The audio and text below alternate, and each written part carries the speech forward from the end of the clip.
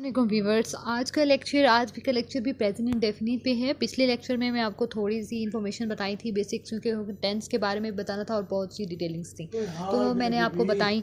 तो आज के लेक्चर में मैं प्रेजेंट इंडेफिनिट को कम्प्लीटली आपको बयान कर दूँगी और इसकी जो डिटेलिंग होगी, जो भी होगा, सब कुछ बयान कर दूँगी। नेक्स्ट लेक्चर में इंशाल्लाह मैं प्रेजेंट कंटिन्यूस के लेक्चर दूँगी। तो ऐसी नोटिफिकेशंस के लिए प्लीज़ मेरे चैनल को सब्सक्राइब कर दें ताकि ऐसी वीडियोस आपको तक पहुंचती रहें। उसके बाद आज का जो हमारा लेक्चर है प्रेजेंट इंडेफिनिट। कौन सा है? प्रेजेंट इंडेफिनिट, जिसको उर्दू में हम कहते हैं फ़ेल हाल मुतलक। ठीक है, इसमें इसकी डेफिनेशन अगर मैं आपको बताऊं तो ये होता है कि ये मौजूदा ज़माने में ना इसका कंप्लीट होता है, ना कोई काम इसका पूरा होता है और ना ही ये अधूरा होता है। ये मतलब गैर मुतय्यन होता है, गैर वाज़ेह होता है। इंग्लिश में यूँ कह सकती हूँ, ना ये कम्प्लीटली वैसा इसकी साइंस हैं कि ना ये ऐसे पता लगता है कि ये कंप्लीट हो चुका है और ना ये इनकम्प्लीट है। तो इंग्लिश में भी मैं आपको डेफिनेशन बता चुकी हूँ और उर्दू में भी आपको बता रही हूँ। इसकी जो पहचान, नंबर 1 बेसिक जो इसके स्टेप्स होते हैं, जो आपको बेसिक की मालूमात होनी चाहिए, वो इसकी पहचान है। पहचान में सबसे पहले इसकी ता है, ती है, ते हैं, फिर हो गया उसके अलावा ता हूँ, ती हूँ। या दैट इसमें हमेशा प्रेजेंट इंडेफिनिट जब भी नाम आ जाएगा तो फर्स्ट फॉर्म इस्तेमाल होगी और कोई इसके लिए किसी किस्म की चॉइस नहीं है। जस्ट और जस्ट फेल की पहली हालत, ठीक है, फेल की पहली हालत, फर्स्ट फॉर्म व helping first form of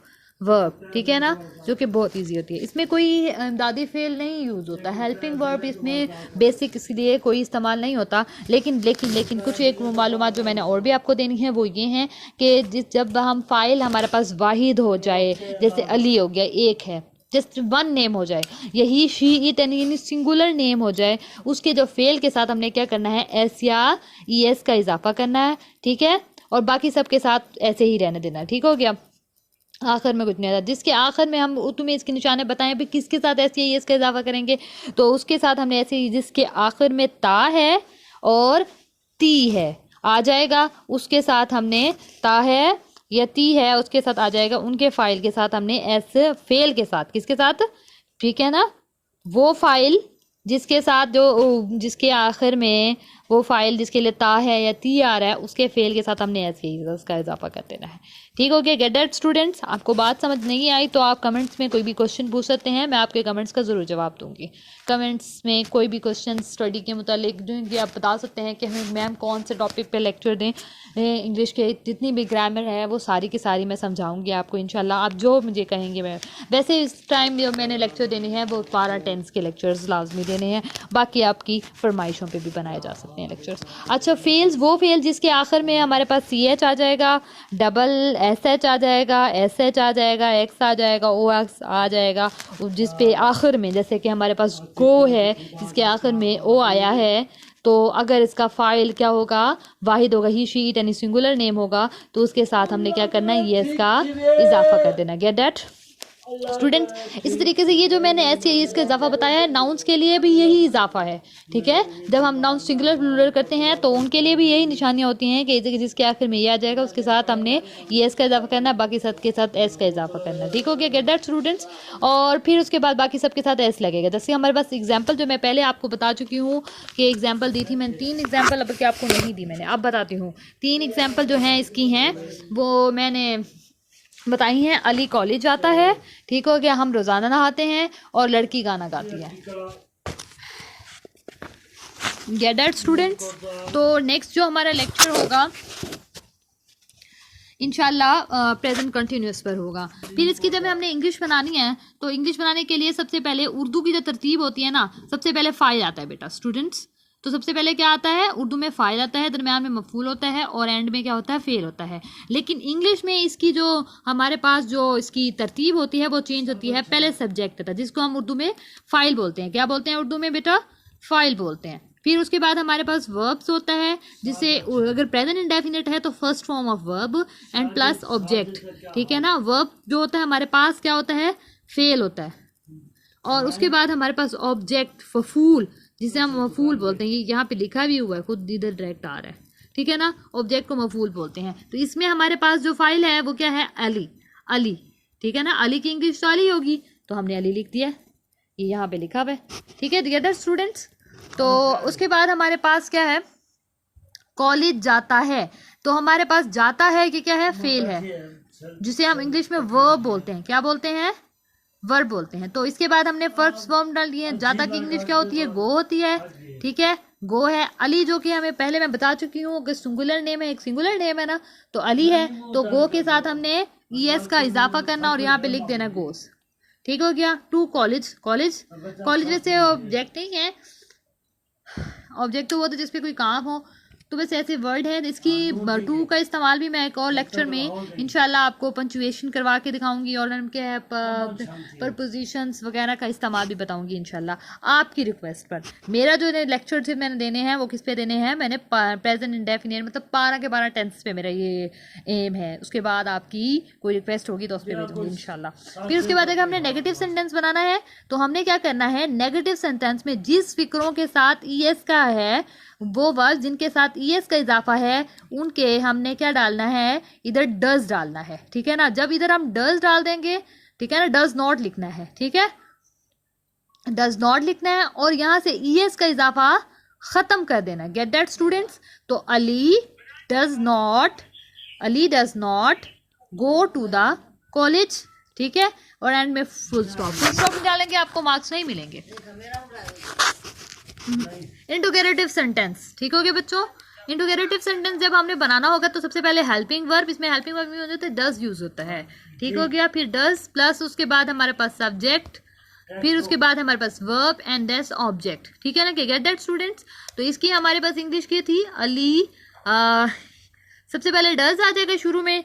subject हमारे पास क्या है, अली है। सब्जेक्ट हमारे पास अली है। फिर उसके बाद गो, ठीक है, go to the college. Does Ali go to the college. End में सवाल निशान इसके बगैर मार्क्स नहीं मिलेंगे, अक्सर स्टूडेंट की डालना भूल जाते हैं। ठीक है, उसके बाद हमने नेगेटिव सेंटेंस बनाना है, नेगेटिव इंटरोगेटिव मतलब क्वेश्चनिंग भी है, सवाल या मनफी जुमला बनाना है। तो हमने क्या करना है, इस डज को शुरू में ले देना, नोट को यहाँ पे रहने देना है। ठीक हो गया बच्चों। Does Ali not go to the college. अब कुछ नहीं है कि क्वेश्चन भी डबल सवालिया हो गया है, एक सवालिया नहीं डबल सवालिया आ गया, जिसमें अब हम उसने पूछा है कि अली कब कॉलेज जाता है। ठीक है ना, तो कब की इंग्लिश क्या होगी, सबसे पहले क्वेश्चन मार्क्स डालते हैं ना, क्वेश्चंस लिखते हैं। तो उसके बाद हमने कब की पहले इंग्लिश लिखी है, कब की इंग्लिश होती है व्हेन। ठीक हो गया, व्हेन। फिर उसके बाद हमारे पास जैसे कि हम बता चुके हैं हेल्पिंग वर्ब डज, डबल हो गया ना, दो हेल्पिंग वर्ब आ गए, व्हेन डज।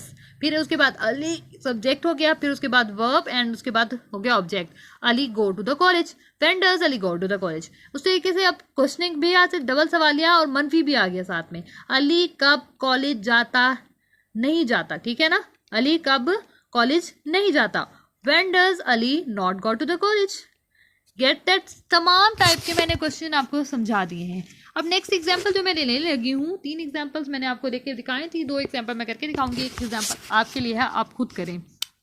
ठीक हो गया। हम रोजाना कॉलेज जाते हैं। ठीक है, हम रोजाना नहाते हैं, सॉरी हम रोजाना नहाते हैं। यहाँ पे हम क्या हो गया, फाइल हो गया, और नहाते हमारे पास फेल हो गया, ऑब्जेक्ट ये नहीं है, वैसे यूज हो गया। जैसे डिफरेंट वर्ड्स होते हैं, प्रपोजिशंस होते हैं, जैसे जुमले को कंप्लीट करने के लिए होते हैं। तो इस तरीके से मजीद लेक्चर्स भी आपको दूंगी मैं इसके मतलब। तो इंग्लिश की इंग्लिश क्या होती है, subject plus verb plus object. Get it. तो फाइल जो हमारे पास हम है, इसकी इंग्लिश क्या होती है, वुई। ठीक है, रोजाना की इंग्लिश होती है डेली, और उसके बाद नहाने की उसे टेक अ बाथ। ठीक है, टेक इसकी फर्स्ट फॉर्म होती है, टुक इसकी सेकंड फॉर्म और टेकन इसकी थर्ड फॉर्म। बेटा आप जी आपको जब तक फॉर्म्स ऑफ वर्ब अच्छे से तैयार नहीं होगी ना, तो आपके टेंस नहीं होंगे। जिस तरीके से हमें जो पढ़ाए थे टीचर्स ने 6, 7 क्लास में, 5 क्लास में पढ़ाए थे, फॉर्म्स ऑफ वर्ब याद कराई थी, और माशाल्लाह आज इसको 8-9 साल तो हो ही गए होंगे, 9 साल तो हो गए होंगे। तो माशाल्लाह आज हमें अभी तक याद है, ऐसे फर याद है, टेबल्स भी इसी तरीके से फर याद है। मुझसे हमसे सुन के देख लें। मैं अपने स्टूडेंट जो ट्यूशन पढ़ने आते हैं बच्चे, छोटे छोटे बच्चे, उनको भी यही कहती हूँ, बेटा जी आप जब तक टेबल्स अच्छे से याद नहीं करोगे, फॉर्म्स ऑफ याद नहीं करोगे, आपको प्रिपेयर नहीं होगा। नेक्स्ट उसके बाद हमने एग्जाम्पल जो लिए है, वुई। ठीक है ना, वुई टेक, नहाने की इंग्लिश वर्ब होता है ना, सेकंड सब्जेक्ट प्लस वर्ब। ठीक है, take a bath daily, we take a bath daily. इस तरीके से नेगेटिव बनाना है, जो कि वुई है, इसके साथ ऐसे ये इसका इजाफा तो नहीं करना ना, ही शी यानी के साथ, तो डू नॉट यूज होगा, we do not take a bath daily. ठीक हो गया। फिर इसी तरीके से डू को शुरू में लेके आ जाएंगे, do we take a bath daily. इसी तरीके से जब नेगेटिव भी आ जाएगा, do we not take a bath daily. इसी तरीके से जब वो क्वेश्चनिंग में आ जाएगा, इसकी इंग्लिश आ जाएगी वाई, मतलब क्यों, अली रोजाना क्यों नहीं नहाता, क्यों नहाता है, ठीक है ना, क्यों नहाता है। पहले की है why do we take a bath daily, हम रोजाना क्यों नहाते हैं, why do we take a bath daily, ठीक हो गया। फिर उसके बाद अगर मतलब क्वेश्चनिंग भी आ गया, नेगेटिव भी आ गया, डबल क्वेश्चन, डबल मनफी और साथ में नेगेटिव भी आ गया। Why do we not take a bath daily, question mark class में, इसके बगैर आपको मार्क्स नहीं मिलेंगे। अब हमारा ये लेक्चर कंप्लीट हो गया, लेकिन जाहिर बात आप प्रैक्टिस करेंगे तो आपको ज़रूरत होगी कुछ चीज़ों की, बेसिक इन्फॉर्मेशन की। तो वो बेसिक इन्फॉर्मेशन ये है, हु का मतलब क्या होता है कौन, हु का मतलब क्या होता है कौन, व्हेन का मतलब होता है कब, वाई का मतलब क्या होता है क्यों, वेयर का मतलब होता है कहाँ, व्हाट का मतलब क्या होता है क्या, हाउ का मतलब क्या होता है कैसे। तो ये बेसिक क्वेश्चंस हैं जो आपको आने चाहिए और फॉर्म्स ऑफ वर्ब्स आपको अच्छी से रटी होनी चाहिए। उसके बाद इंशाल्लाह आपको टेंस तैयार हो जाएंगे। ठीक है बेटा जी, अब मेरा लेक्चर कंप्लीट हो चुका है। इंशाल्लाह नेक्स्ट लेक्चर में आपके पास हाजिर होंगी, प्रेजेंट कंटिन्यूअस के साथ आपको लेक्चर दूंगी इंशाल्लाह।